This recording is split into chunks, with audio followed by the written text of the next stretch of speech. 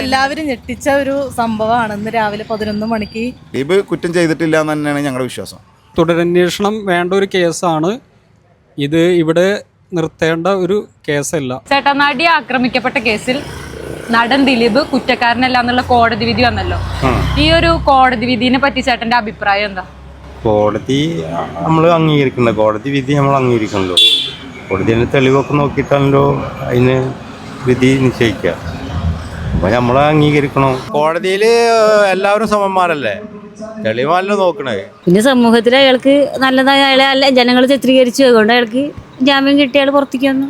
നമ്മൾ തെറ്റ് ചെയ്തിട്ടുണ്ടെന്നുണ്ടെങ്കിൽ അവരെന്തായാലും തീർച്ചയായിട്ടും ശിക്ഷിക്കപ്പെടുക തന്നെ വേണം. ഇതെല്ലാവരും ഞെട്ടിച്ച ഒരു സംഭവമാണ് ഇന്ന് രാവിലെ 11 മണിക്ക് എല്ലാവരും കാത്തിരുന്നൊരു സംഭവമാണ്. ഞങ്ങളടക്കം ഫോണിൽ നോക്കിക്കൊണ്ടിരിക്കുന്ന സംഭവമാണ്. ഇപ്പം പെട്ടെന്ന് ഞെട്ടിക്കുന്ന പോലെയുള്ള സംഭവമാണ്, തിരിമറി ആയ പോലെയുള്ള സംഭവമാണ് ഇപ്പോൾ ഞങ്ങൾക്കൊക്കെയും ഇതായത്. എനിക്ക് തോന്നിയ കാര്യം ഇന്നലെ വരെയും ദിലീപ് എന്താണ് ജയിലിൽ പോകൂല എന്ന് തന്നെയാണ് എൻ്റെ അഭിപ്രായം. അതേപോലെ തന്നെ ആയിരിക്കണം. അതിജീവിതയ്ക്ക് നീതി ലഭിച്ചു എന്ന് ചേട്ടൻ വിശ്വസിക്കുന്നുണ്ടോ?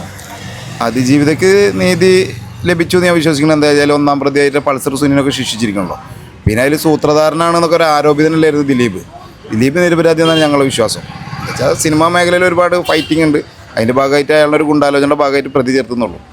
അയാളെ ശിക്ഷിക്കാതിരുന്നതിൽ നമ്മൾ സന്തോഷപ്പെടണം. കൊട്ടേഷൻ്റെ ഭാഗമായിട്ട് ഈ പൾസർ സുനിയും മറ്റുള്ള ആളുകളൊക്കെ ഗുണ്ടകളായിട്ടുള്ള സംഭവമാണത്.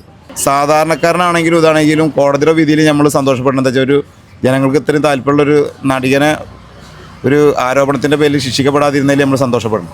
ദിലീപിനെ നിരപരാധിയാണെന്ന് കണ്ട് വിട്ട തീരുമാനം തീർച്ചയായും ഒരു തെറ്റായ ഒരു തീരുമാനമാണ്.